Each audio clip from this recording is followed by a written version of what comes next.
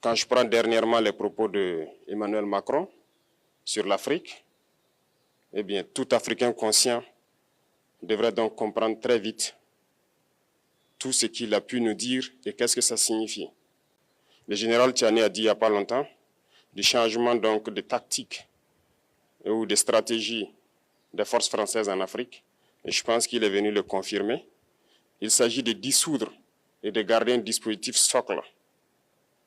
Et Emmanuel Macron l'a si bien dit qu'on ne peut que le remercier pour cette sincérité.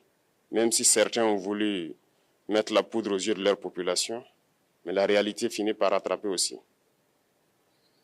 Ils ne partiront pas de certains pays. Ils ont juste dissous le dispositif. Vous ne les verrez plus dans des bases, mais dans les ambassades, ils seront là. Ils vont constituer des sociétés de sécurité pour sécuriser leurs sociétés qui existent dans ces pays-là. Mais les soldats seront là. Mais vous ne les verrez plus en tenue ou rassemblés dans des bases. C'est tout ce que ça veut dire. Ils vont se réorganiser, mais seront là.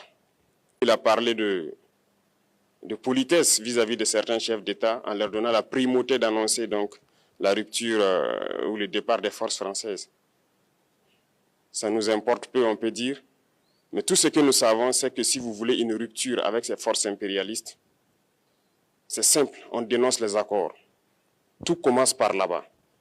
Et je pense que l'exemple du Tchad, en tout cas, est palpable. Ils ont commencé par dénoncer les accords. Sinon, si on ne dénonce pas les accords, juste dire que les bases quittent, on n'a rien fait. Parce que le problème se trouve dans les accords coloniaux de défense qui ont été signés depuis l'indépendance. Le plus dangereux n'est pas ceux-là que vous voyez dans les bases. Le plus dangereux, ce sont les conseillers militaires. Les conseillers militaires existent dans tous ces pays. Ils ont existé au Burkina aussi jusqu'en fin 2022, jusqu'à ce que nous prenions nos responsabilités. Et qui sont ces conseillers militaires? C'est ceux-là qui sont censés mettre en pratique la politique de la France ici. Ils doivent travailler à rendre nos armées très faibles pour que la France puisse toujours avoir l'argument d'exister ici. Sous Blaise Compaoré, ils avaient réussi. Nos sentinelles prenaient donc la garde avec des bâtons. C'est ça que la France veut de nos armées. Lorsque nous arrivons à cette étape, nous n'avons pas le choix que de vouloir qu'ils viennent s'installer.